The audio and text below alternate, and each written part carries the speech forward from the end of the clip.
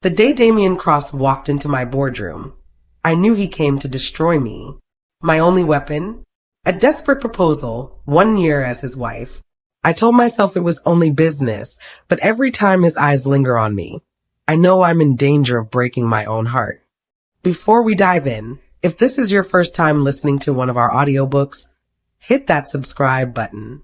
Your support means the world to us, and it helps us bring you more powerful stories like this one.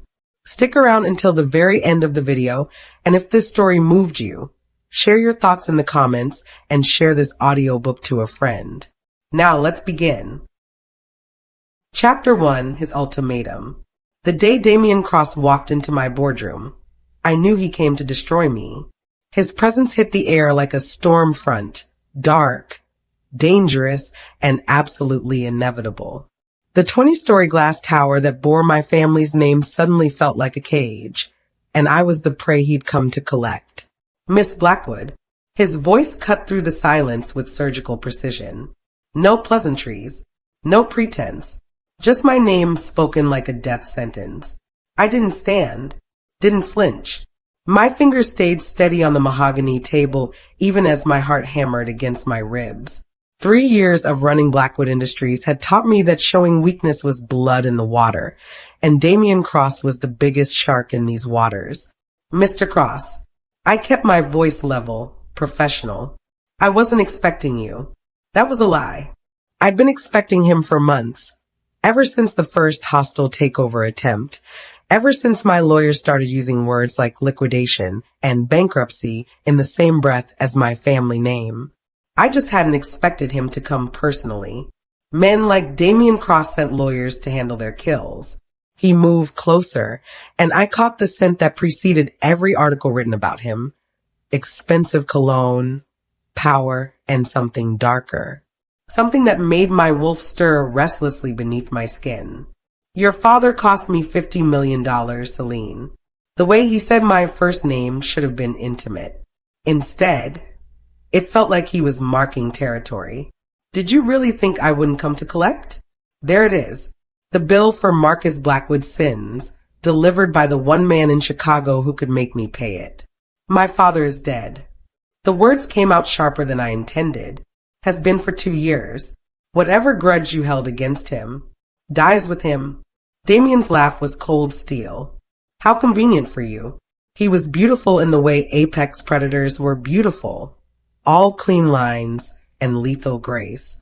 Dark hair swept back from a face that belonged on magazine covers, not in boardrooms planning corporate executions. The charcoal suit probably cost more than most people's cars, and he wore it like armor. But it was his eyes that made my breath catch. Gray as winter storms and just as merciless.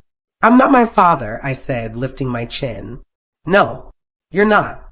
His gaze swept over me, clinical and assessing.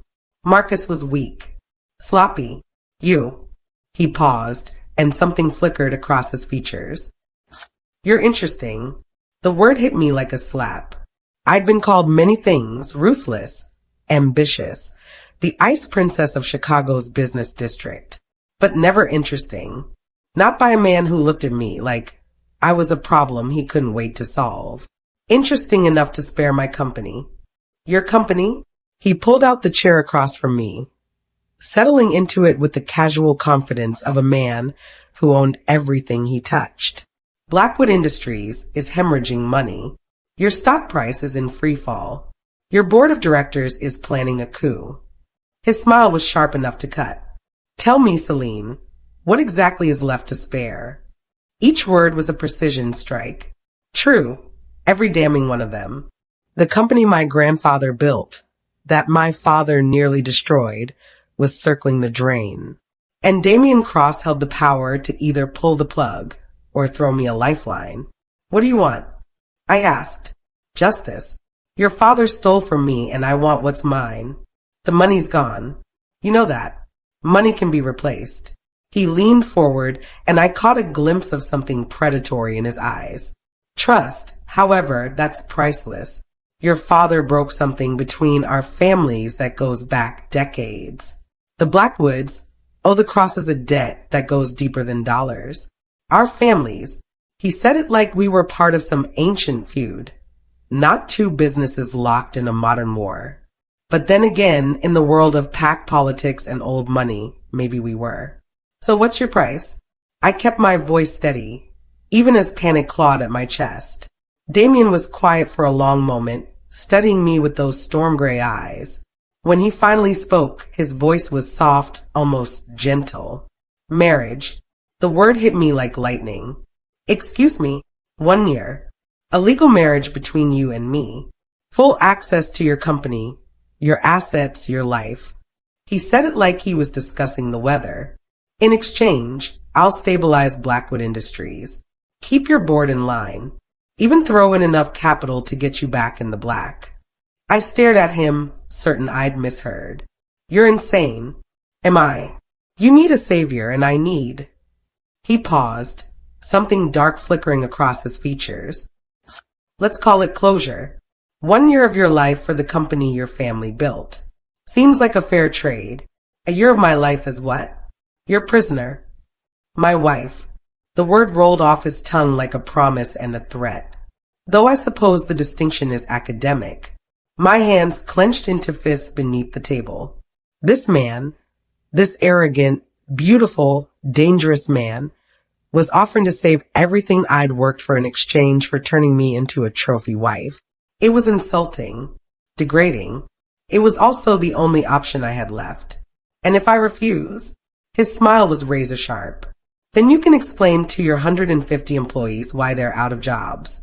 To your grandfather's memory why the company he built died on your watch. He leaned back, utterly relaxed. But you won't refuse, won't I? No. Because despite everything, despite your pride, your anger, your very justified hatred of me, you're a Blackwood. And Blackwoods don't go down without a fight. He was right, and we both knew it. I'd clawed my way to the top of this company, fought tooth and nail to prove I was more than Marcus Blackwood's disappointing daughter. I wouldn't let it die. Not like this. Not when there was still a chance. But marriage? To him? 1 year, I said quietly. 1 year, he confirmed. And then you're free. The company's yours, debts cleared, reputation restored. All you have to do is survive 12 months as Mrs. Damian Cross. Survive. The word choice wasn't accidental. I looked at him across the table, at the man who just offered to save my life and ruin it in the same breath. The smart play was to find another way. Fight the hostile takeover. Declare bankruptcy. Start over somewhere else. But I wasn't smart. I was desperate. And Damian Cross knew it. I have conditions, I said. Of course you do. This stays business. No. I struggled for the right words. No expectations beyond what's legally required. His laugh was low and dark.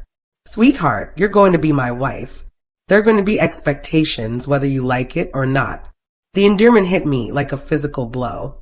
No one had called me sweetheart since I was 8 years old. Coming from his mouth, it sounded like ownership. Do we have a deal or not? I snapped. He studied me for another long moment, then reached into his jacket. The marriage contract was already prepared, thick, official, absolutely binding. He slid it across the table like he was dealing cards. Sign it. I picked up my pen, hesitated for just a heartbeat, then wrote my name in bold, decisive strokes. Selene Blackwood, soon to be Selene Cross. The ink was still wet when I looked up to find him watching me with something that might have been satisfaction. Welcome to the family, he said, and there was something in his voice that made my wolf pace anxiously beneath my skin. I told myself it was only business. A year of my life in exchange for everything I'd worked for. Simple, clean, survivable. So why did my hands tremble when he said yes? Chapter 2, War at Home. 3 days after signing my soul away, I stood in the marble foyer of Damian Cross's penthouse, surrounded by my entire life packed into 8 suitcase-sized boxes. The space was a monument to wealth and control, floor-to-ceiling windows overlooking Lake Michigan. Furniture that probably cost more than most people's houses, and not a single thing out of place. It was beautiful, sterile, and absolutely suffocating. Your room is down the hall. Damian said without looking up from his tablet. He wore a navy suit that fit him like it was sewn directly onto his body, and his dark hair was still damp from what I assumed was a morning workout.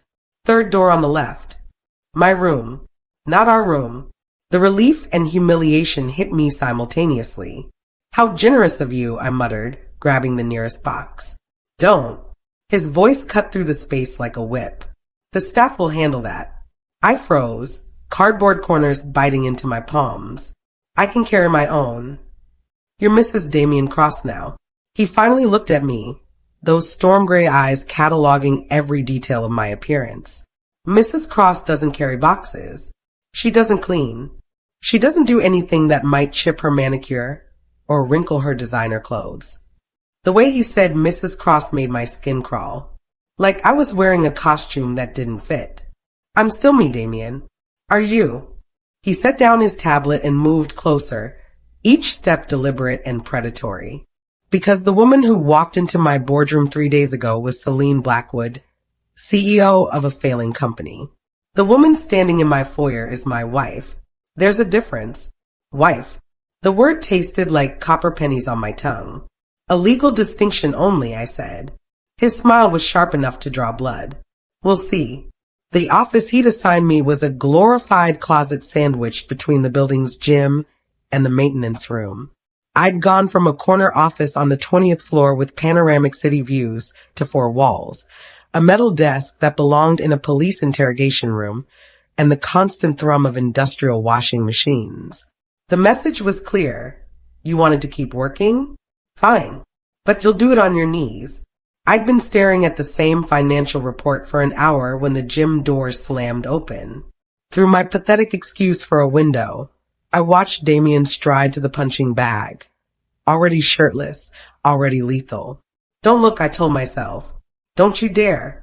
But my eyes had a mind of their own. His back was a roadmap of muscle and power, each movement precise and controlled as he wrapped his hands. When he started hitting the bag, the sound echoed through my makeshift office like gunshots. Thud, thud, thud. Each punch was measured, methodical. Like he was working out a problem. Like he was imagining someone's face on that bag. Probably mine. I forced my attention back to the spreadsheet, but the numbers blurred together.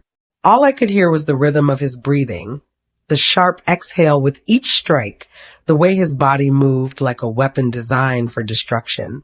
When the punching finally stopped, I looked up to find him watching me through the glass.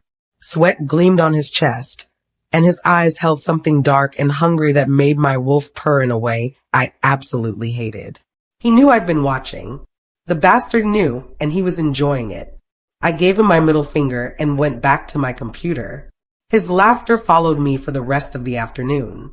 Smile, darling. You look like you're at a funeral. The photographer's assistant fussed with my hair while I tried not to grimace at the endearment. We were 3 hours into what Damian's publicist called a brand integration shoot, essentially an excuse to parade our fake marriage in front of Chicago's social elite and convince them that Blackwood Industries was worth investing in again. This is ridiculous, I muttered as someone touched up my lipstick for the 10th time. This is business, Damian said from behind me. I caught his reflection in the mirror, perfect as always in a charcoal suit that probably cost more than my car. Smile, Selene. The cameras are rolling. The photographer directed us through pose after pose. Damian's hand on my waist, my fingers on his lapel, his lips brushing my temple while I tried not to shudder at the contact. More intimate, the photographer called out. You're newlyweds. Act like you can't keep your hands off each other. If only he knew, I thought bitterly. We could barely be in the same room without wanting to murder each other. Closer, the photographer insisted. Mr. Cross, put your arms around her.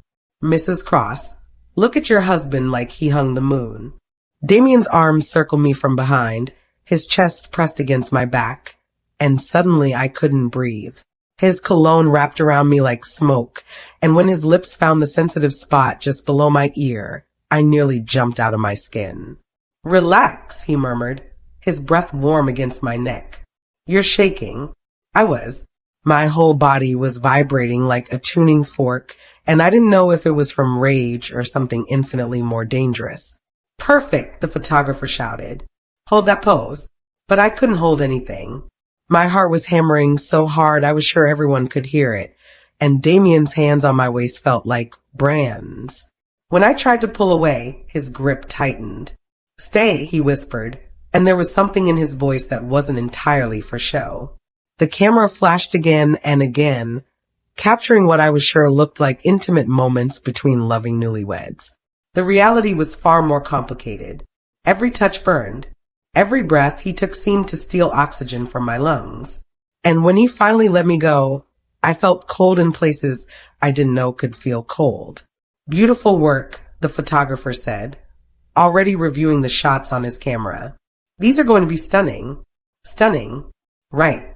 If stunning meant looking like a woman slowly losing her mind. One more setup, the publicist announced. We need a kiss. Something passionate but tasteful. You know the drill. My blood turned to ice. That wasn't part of the agreement. It's part of selling the story, Damian said quietly. Unless you prefer your company to keep hemorrhaging investors. The threat was delivered with surgical precision. He knew exactly which buttons to push, exactly how to back me into a corner with nowhere to run. Fine, I said through gritted teeth. One kiss. Make it quick.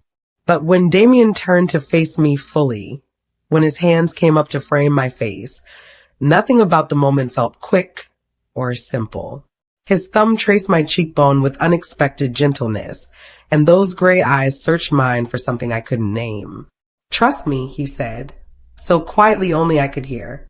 Trust him? The man who'd blackmailed me into marriage, who'd stuck me in a closet office to humiliate me, who looked at me like I was simultaneously the most fascinating and dangerous thing he'd ever encountered.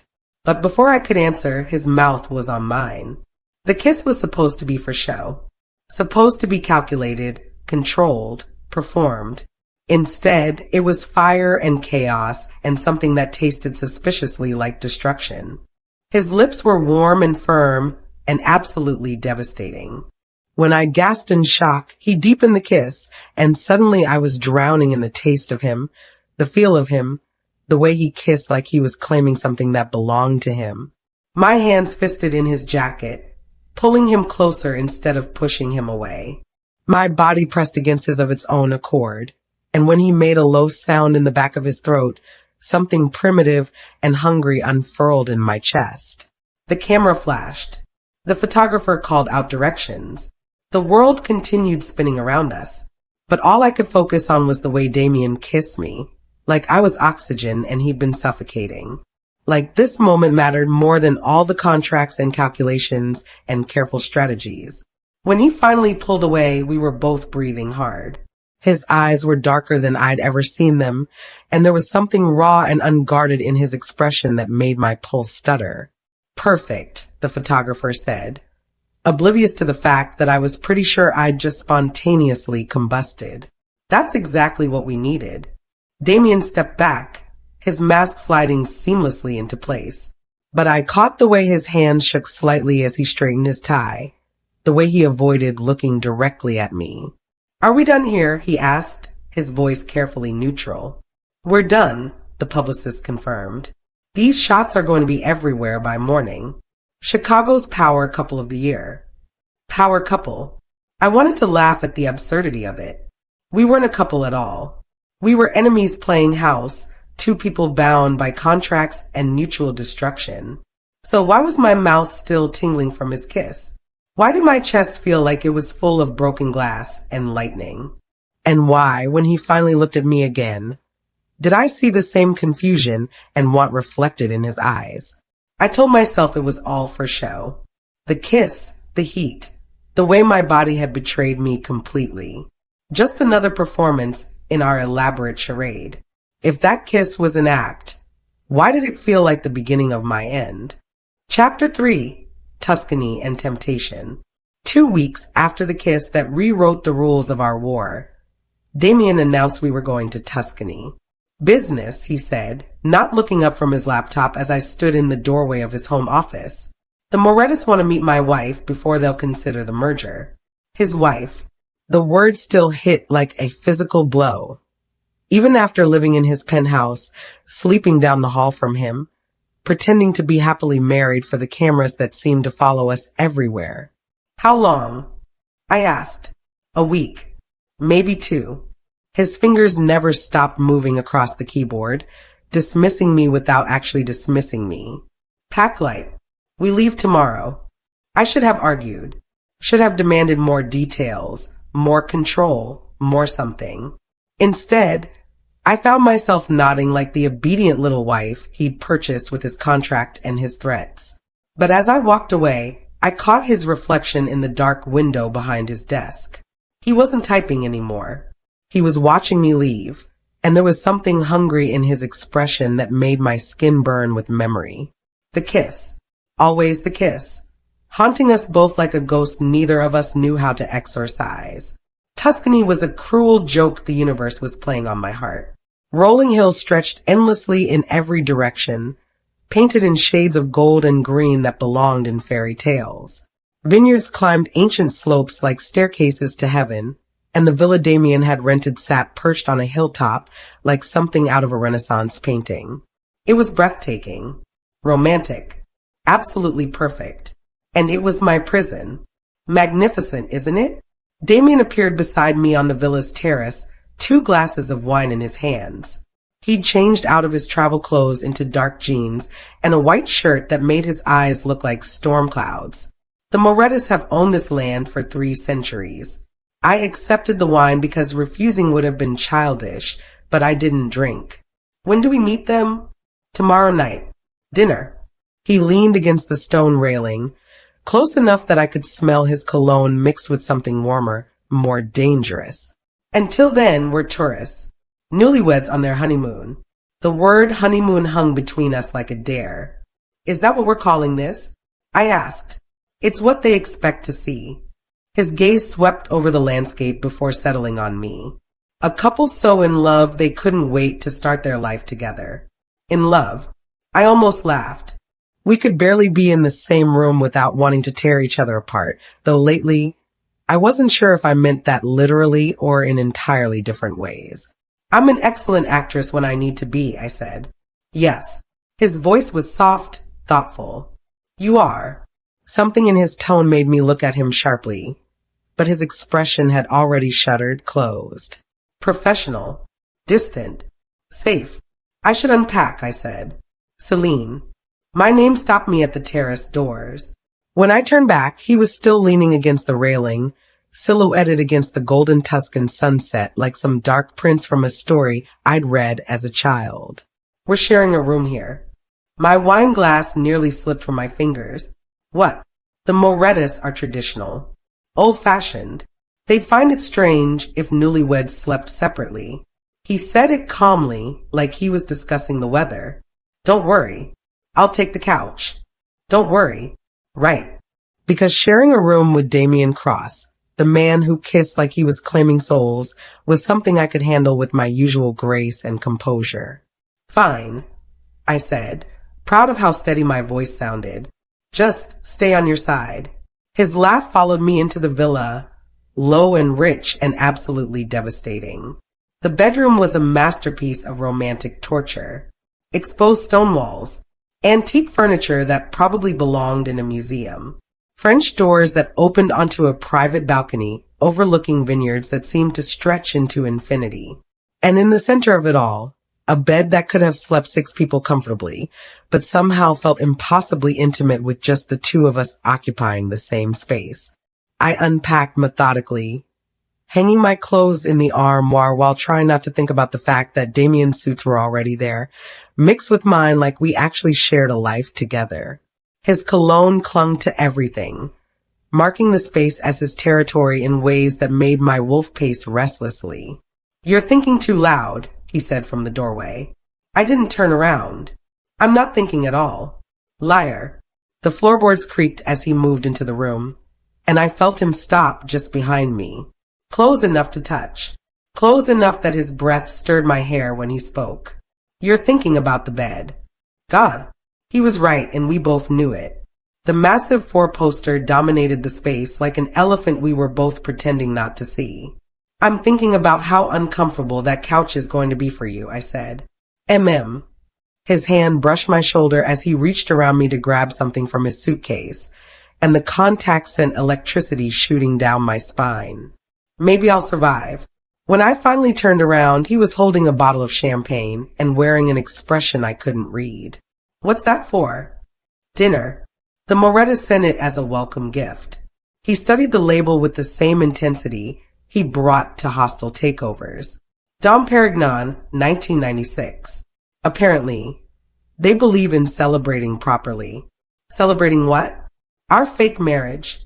Something flickered across his features, too quick to catch, too honest to ignore. Maybe it doesn't have to be entirely fake. The words hit me like lightning. What's that supposed to mean? Instead of answering, he set the champagne on the dresser and moved to the French doors, throwing them open to let the warm evening air spill into the room.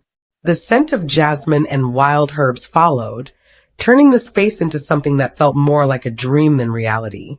Have dinner with me tonight, he said without turning around. Not because we have to. Not because there's a contract or cameras or people watching. Just dinner. My heart hammered against my ribs. This was dangerous territory, the space between performance and truth, between the roles we played and the people we actually were. Damian, please. The word was barely a whisper, but it stopped my protest cold. When he finally faced me, his mask had slipped enough to show something raw and uncertain underneath. One night. No games, no strategies, no revenge. Just us. Us. Like we were a real couple instead of two people bound by contracts and mutual destruction. I should have said no. Should have reminded him that there was no us. Only a business arrangement that would end in 10 months, leaving us both free to return to our separate lives and separate wars. Instead, I heard myself saying, okay. Dinner was a revelation and a catastrophe rolled into one. We ate on the terrace under a canopy of stars, surrounded by the soft glow of candles and the distant sound of night birds calling to each other across the vineyards. The food was simple, pasta with truffle oil, fresh bread, a salad that tasted like sunshine, but everything seemed heightened, more vivid, more real than anything I'd experienced in months. And Damian, God, Damian was nothing like the cold, calculating man who blackmailed me into marriage. He told me stories about his childhood in Chicago, about the grandfather who taught him to play chess and think 12 moves ahead. I found myself laughing at his impression of his stuffy business school professors, sharing memories of my own grandfather and the way he used to sneak me chocolate when my parents weren't looking. The champagne helped, loosening tongues and lowering walls we both built so carefully. But it was more than alcohol that made me forget why I was supposed to hate him, more than the wine that made his laugh sound like music I wanted to memorize. You're not what I expected, I admitted as we finished the bottle. What did you expect? A monster. The words came out more honest than I'd intended. Someone who could destroy a family's legacy without losing sleep. His smile faded slightly. Maybe I am a monster. Maybe that's exactly what I am. No. I reached across the small table, covering his hand with mine before I could stop myself. Monsters don't look at sunsets like they're trying to memorize them. They don't tell stories about grandfathers or laugh at their own terrible jokes. His fingers turned under mine, capturing my hand in a grip that was gentle but inescapable. Careful, Selene. You almost sound like you're starting to like me. Like. The word was laughably inadequate for the chaos he'd unleashed in my chest, for the way my pulse jumped every time he said my name, for the dangerous thoughts that had been keeping me awake for weeks. Maybe I am, I whispered.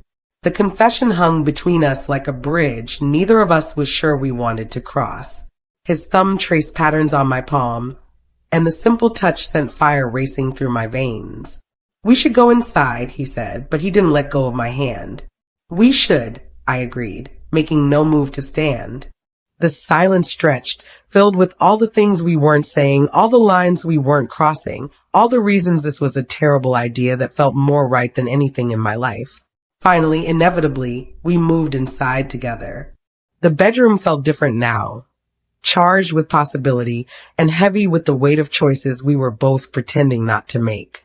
Damian went to the couch, gathering pillows and blankets with mechanical precision. "Good night, Selene," he said without looking at me. I stood in the middle of the room, watching him try to make himself comfortable on furniture that was clearly not designed for sleeping, and something inside me cracked clean in half. "This is ridiculous," I said. "What is?" "You, on that couch, pretending this isn't happening." He went very still. "What's happening?" Instead of answering with words, I crossed the room to where he stood. The space between us disappeared, and suddenly we were breathing the same air, existing in the same moment of suspended reality. "Selene." My name was a warning and a prayer. "I know," I said. "I know it's stupid and dangerous and probably the worst decision I'll ever make." "Then don't make it." But I was already reaching for him, my hands finding the warm skin of his neck, pulling him down until our foreheads touched and our breath mingled in the space between almost and everything. "Too late," I whispered. He kissed me like the world was ending, like we were the last two people alive and this moment was all we'd ever have. His hands tangled in my hair, tilted my head back so he could deepen the kiss, claim every breath I tried to take. I melted into him, years of loneliness and carefully controlled emotions spilling over like a dam that had finally burst. We stumbled backward toward the bed, shedding clothes and inhibitions with equal desperation. His shirt hit the floor, followed by my dress, and then we were skin to skin and I was drowning in the heat of him, the taste of him, the way he whispered my name like it was sacred. When he laid me back against the pillows, his eyes searched mine with an intensity that stole my breath. "Are you sure?" he asked. I should have said no. Should have remembered that this man was my enemy, that our marriage was a business transaction, that giving him my body would only make everything more complicated. Instead, I pulled him down to me and showed him exactly how sure I was. The night was fire and need and the kind of passion I'd only read about in books. Damian worshipped my body like he was memorizing every curve, every sigh, every shiver. He was gentle when I needed gentle, demanding when I needed to be claimed, and when I finally fell apart in his arms, he held me like I was something precious instead of a problem to be solved. Afterward, we lay tangled together in the moonlight streaming through the French doors, my head on his chest, his fingers tracing lazy patterns on my bare shoulder. "This changes things," I said into the silence. "Does it?" His voice was carefully neutral, but I felt his body tense beneath mine. "You know it does." He was quiet for so long I thought he might have fallen asleep.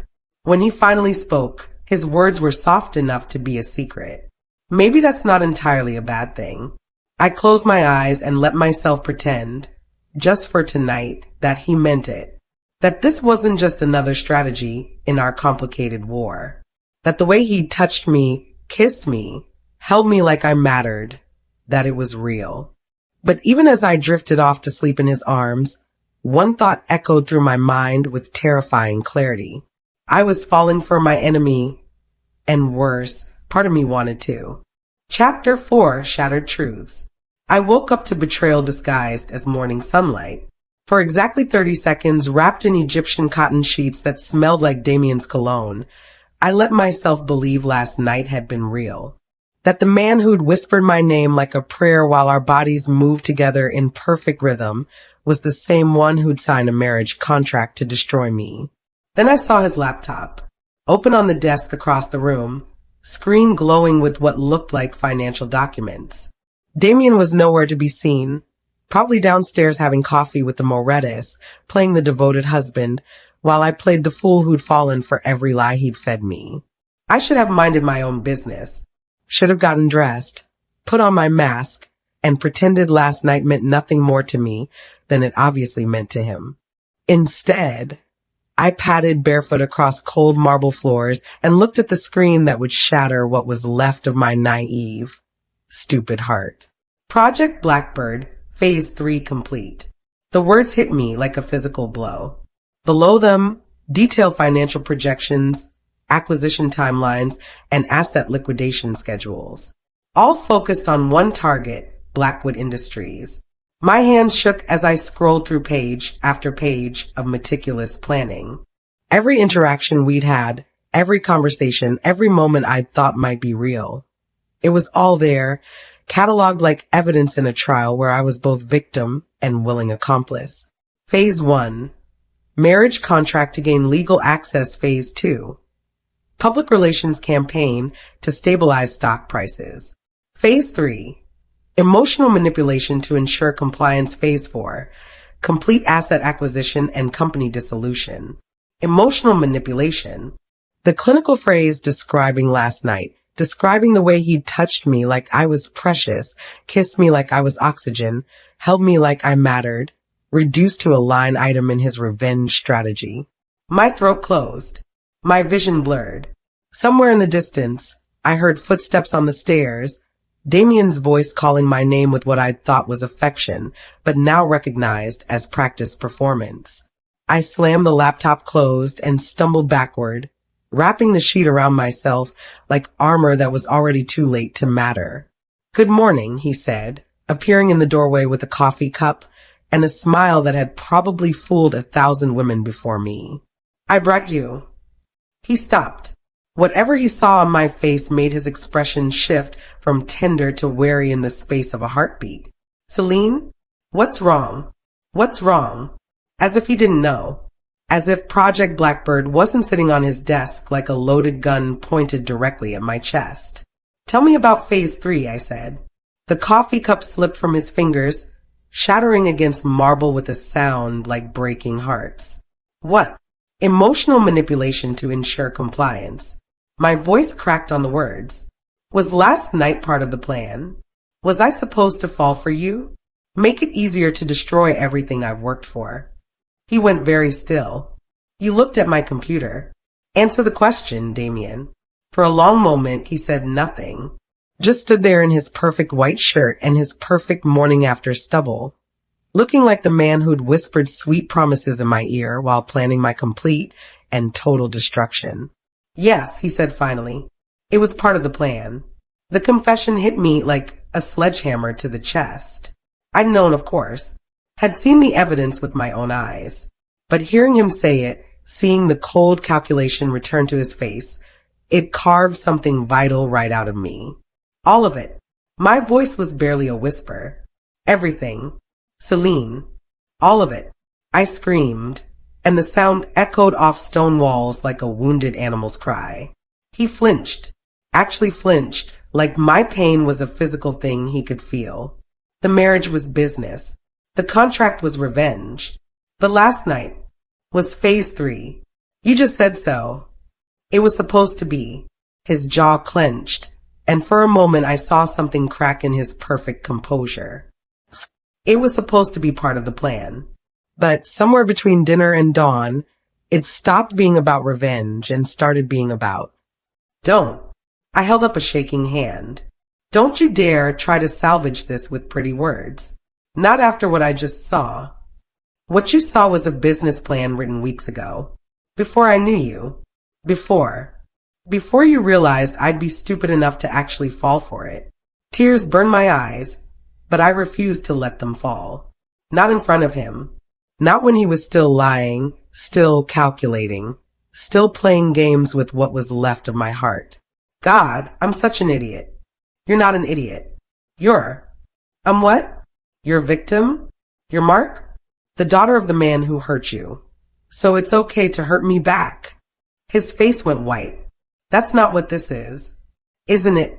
I laughed, and the sound was broken glass. Marcus Blackwood stole from you. So you decided to steal from his daughter. $50 million. Wasn't that the number? Well, congratulations, Damian. You're about to collect with interest. Selene, please. Let me explain. Explain what? That my father was a thief? That he embezzled money from Cross Industries and used it to cover his gambling debts. The words poured out of me like poison I'd been holding in for years. That he was so deep in debt to the wrong people that he started skimming from his own company. that he died in a car crash while running from men who wanted to collect on loans I didn't even know existed. Damian went very still. You knew. I've known for 2 years. Ever since the lawyers found the second set of books. Ever since I realized my father didn't just ruin our family. He ruined yours too. My voice cracked completely. I've been trying to pay it back, Damian. Every penny. That's why the company was failing. That's why I couldn't say no to your contract.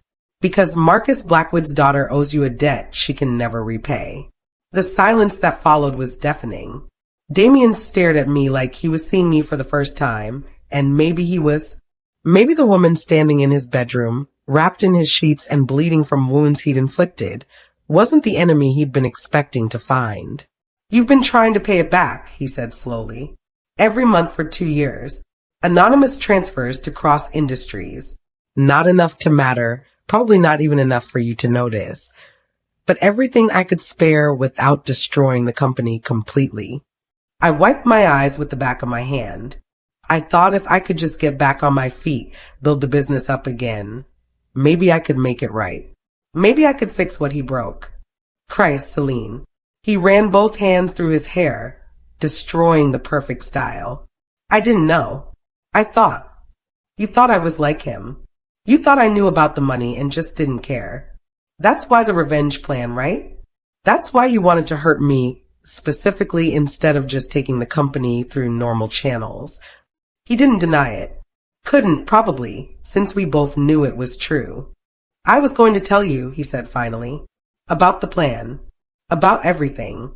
After last night, I couldn't. Don't. I held up my hand again. Just don't. I can't hear any more lies today. I moved toward the bathroom, desperate for space, for walls between us, for somewhere to fall apart in private. But his voice stopped me at the threshold. There's something else you need to know. I closed my eyes. What now? Alessandro Moretti made an offer last night. For you. The words hit me like ice water. I turned slowly, not sure I'd heard him correctly. Excuse me. He wants to buy out your marriage contract. Transfer it to him. Apparently, he's been looking for a wife with your particular qualifications. American business connections, packed bloodlines, old money reputation. Damian's jaw was tight enough to shatter. He's offering double what I paid for Blackwood Industries. Double. Enough money to pay off every debt, save every job, restore everything my father had destroyed. Enough to buy my freedom and my family's honor in one transaction. All I had to do was trade one prison for another. And you told him? I asked. I told him no, that our agreement wasn't transferable. His eyes found mine across the room. But the choice is yours, Selene. It was always yours. The choice is yours. As if any of the choices I'd been given were real ones. As if I wasn't trapped between two men who saw me as an asset to be acquired rather than a person with feelings and dreams and a heart that was currently bleeding all over Tuscan marble. Why? I whispered. Why tell me this now? Because you deserve to know your options. Because whatever I've done, whatever this started as, you deserve better than being someone's revenge fantasy or trophy wife. He took a step toward me, then stopped when I flinched. Because maybe if you choose to stay, it could be for the right reasons. Stay. With the man who'd planned my emotional destruction, who'd seduced me as part of a calculated strategy, who looked at me now like he actually cared what happened to me. Or go. To another man, another contract, another year of my life bought and paid for by someone who wanted to possess me instead of destroy me. Neither option included freedom. Neither option included love. Both options included survival. I need time to think, I said. How much time? I don't know. I looked at him standing there in his perfect shirt with his perfect face and his perfectly broken expression and felt something die in my chest. All I know is that I fell in love with someone who doesn't exist. And I don't know how to come back from that. I left him standing in the bedroom and locked myself in the bathroom, where I could finally let myself cry for the woman I'd been 12 hours ago. The woman who'd believed in fairy tales and second chances, and the possibility that sometimes enemies became lovers instead of just better enemies. But as I sat on cold marble floors and mourned for what we'd never been, one thought kept circling through my head like a curse I couldn't shake. I swore I'd never beg Damian Cross for anything again. But what if the only thing I want is him? Chapter 5, 1 year ends. 364 days. That's how long we had left on our contract when I came home from Tuscany and found Damian waiting in his study with papers spread across his desk like battle plans. I turned down Moretti's offer, I said without preamble. He looked up from whatever he was working on, and I caught a flash of something that might have been relief before his mask slipped back into place. Why? Because I'm a fool. Because I love you even though you plan my destruction. Because the devil I know feels safer than the devil I don't. Because a deal is a deal, I said instead. I signed a contract for 1 year. I'll honor it. What I didn't say was that I'd spent the entire flight home trying to convince myself that staying was about dignity and principle. That it had nothing to do with the way he'd looked at me in that Tuscan bedroom. Like I was something precious he'd accidentally broken. Selene. My name was soft, careful. About Tuscany. Don't. I held up a hand. Armor I'd perfected over 10 months of marriage to a man who kissed like salvation and planned like a general. We have 8 more months. Let's just get through them. He nodded once, sharp and final. 8 months. But as I walked away, I caught sight of the papers on his desk. Legal documents, contracts, what looked like asset transfers. And at the top of one page, 2 words that made my breath catch. Project Resurrection. The countdown became a living thing. 243 days. I woke up every morning to the sound of Damian making coffee in the kitchen, both of us dancing around each other like polite strangers who happened to share a penthouse and a legal document that bound us together. 187 days. The business magazine started speculating about what would happen to our fairy tale romance when the merger was complete, when Cross Industries had fully absorbed what was left of Blackwood's assets. 112 days. I caught him watching me during a charity gala, something unreadable in his storm gray eyes. When I asked what he was thinking, he just said, nothing important, and asked me to dance. 68 days.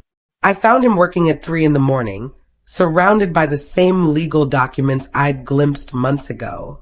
When I brought him coffee, our fingers brushed, and the spark between us was still there, dangerous and unwanted and absolutely impossible to ignore. 29 days. The board meeting where everything changed. The merger is complete, Damian announced to the assembled executives, his voice carrying the weight of victory and something else I couldn't identify. Blackwood Industries is now officially part of the Cross corporate family. Polite applause. Champagne toasts. Congratulations on a brilliant acquisition. I sat in the back of the boardroom, watching my family's legacy disappear into paperwork and legal jargon, and felt nothing. Empty. Like I was watching someone else's life collapse in slow motion. However, Damian continued, and something in his tone made everyone go quiet. There's been a change of plans. He clicked to the next slide on his presentation, and I nearly fell out of my chair. Blackwood Industries, full operational independence. Effective immediately, Blackwood Industries will be restored as a separate entity under the leadership of CEO Damian Cross. His eyes found mine across the room. All assets, intellectual property, and operational control will be transferred back to the Blackwood Family Trust. Shocked murmurs rippled through the room. Someone asked about profit margins. Someone else questioned the business logic. I couldn't hear any of it. All I could hear was the sound of my own heartbeat and the impossible reality of what Damian had just announced. He was giving it back. Everything. The company, the control, the future I'd thought was lost forever. Sir, one of the executives said, with respect, this seems like an unusual decision. The Blackwood acquisition was projected to increase quarterly profits by... I don't give a damn about quarterly profits, Damian said, his voice sharp enough to cut glass. Some things are worth more than money. His eyes never left mine. Why? I cornered him in his office after everyone else had left, my voice shaking with emotions I couldn't name. Why would you give it back? He was standing at the windows overlooking the city, hands shoved deep in his pockets, looking like a man who just burned down his own empire. Because it was never mine to take. That's not an answer. It's the only answer I have.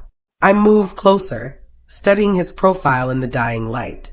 Damian, look at me. When he finally turned, his face was stripped of all pretense, all calculation, all the careful masks he'd worn for the past year. He looked raw, vulnerable, human. The revenge plan was real, he said quietly. Everything you saw on that computer, I meant every word of it. I wanted to destroy you, Selene. I wanted to take everything your father took from me and make you pay for his sins. Each word was a blade, but I didn't flinch. I'd known this already, had lived with the knowledge for months. But somewhere along the way, he continued, it stopped being about revenge. Stopped being about him. Started being about. He ran a hand through his hair, destroying the perfect style. Started being about the way you take your coffee in the morning. The way you bite your lip when you're concentrating. The way you fell asleep in my arms in Tuscany, like you trusted me not to hurt you. You did hurt me. I know. His voice cracked slightly, and I've been trying to figure out how to unhurt you ever since. I stared at him, this man who'd blackmailed me into marriage, seduced me as part of a plan, broken my heart with clinical precision. This man who just sacrificed his own profits to give me back everything I'd lost. The legal documents, I said. Project Resurrection. You've been planning this for months. He nodded. Since the morning after Tuscany. Since I realized that revenge tastes like ashes when the person you're destroying is the person you. He stopped, swallowed hard. When the person you're destroying is the person you love. Love. The word hung between us like a bridge I was terrified to cross. You love me. I whispered. God help me, yes. He laughed, but it sounded more like breaking than humor. I love the way you fight for people who don't deserve it. I love your loyalty to a father who left you cleaning up his messes. I love that you tried to pay back money that wasn't even your debt. His eyes met mine, blazing with something that looked suspiciously like hope. I love you, Selene. Not because of any contract or plan or strategy. Just you. My heart hammered against my ribs. This was the moment, the choice I'd been avoiding for months. Stay trapped in the safety of anger and mistrust, or step off the cliff and see if he'd catch me. Prove it, I said. Without hesitation, he moved to his desk and pulled out a thick folder. The marriage contract, our marriage contract, with all its clauses and conditions and careful legal language. He tore it in half, then in half again.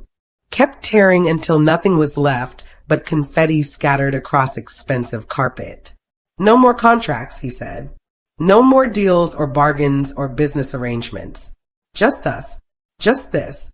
He stepped closer, close enough that I could see the fear and hope warring in his eyes.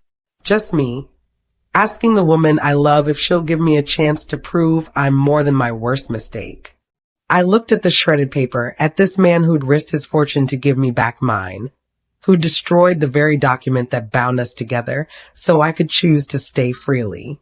8 days, I said. What? We had 8 days left on the contract. I moved closer until we were sharing air, sharing space, sharing the terrifying possibility of something real. What were you planning to do with 8 days? His smile was soft, uncertain, absolutely devastating. Spend them convincing you that I'm worth forgiving. And if you couldn't convince me, then I'd spend the rest of my life trying anyway. The confession broke something loose in my chest. Some last wall I'd been holding onto out of self-preservation and stubborn pride. This man, my enemy, my husband, my destroyer, my savior, was looking at me like I held his entire world in my hands. Maybe I did. Maybe we both did. Damian, I said softly. Yeah. Ask me. He went very still. Ask you what? Ask me the right question. Not as Damian Cross, CEO. Not as the man who needed revenge or closure or whatever you called it. Ask me as the man who made love to me in Tuscany, like I was the most important thing in the world. Understanding dawned in his eyes, followed by something that looked like wonder. He dropped to one knee right there in his office, surrounded by the remains of our contract, and pulled out a ring I'd never seen before. Not the cold, expensive band he'd slid onto my finger a year ago as part of our business arrangement. This one was different, vintage, delicate, with a stone that caught the light like captured starfire. Selene Blackwood, he said, his voice rough with emotion. Will you marry me? Not because of contracts or companies, or debts that were never yours to pay. Not because I blackmailed you or because we're good for business or because it makes sense on paper. He swallowed hard, and I saw his hands tremble slightly. Marry me because I love you. Because I want to wake up next to you every morning for the rest of my life. Not because I have to, but because I can't imagine wanting to wake up anywhere else. The proposal was everything our first arrangement hadn't been. Real, vulnerable, chosen. Yes, I whispered, and then louder yes. He slipped a ring onto my finger with hands that shook, and when he stood to kiss me, it tasted like promises and new beginnings and the kind of love songs are written about. I love you too, I said against his lips, in case that wasn't clear. His laugh was pure joy. It's becoming clearer by the minute. 6 months later, the second wedding was everything the first one wasn't. Small, intimate, real. Just us. A handful of family and friends, and a minister who knew we were already legally married, but didn't seem to care about the technicalities. All that mattered was the choice, his choice to love me despite our history, my choice to trust him, despite the scars. When he slipped the wedding band next to my engagement ring, his voice was steady, sure, absolutely certain. With this ring, he said, I'd be wed. Again. For real this time. I laughed through my tears, overwhelmed by the impossible journey that had brought us here. From enemies to lovers to something deeper than either. Two people who'd found each other in the wreckage of revenge and decided to build something beautiful instead. The contract ended exactly 1 year after it began. But as he slipped a real ring on my finger, as I promised to love him not because I had to, but because I chose to, I knew with absolute certainty. My forever with Damian Cross had just begun. If you enjoyed this werewolf romance audiobook, don't forget to hit that subscribe button. See you in the next one.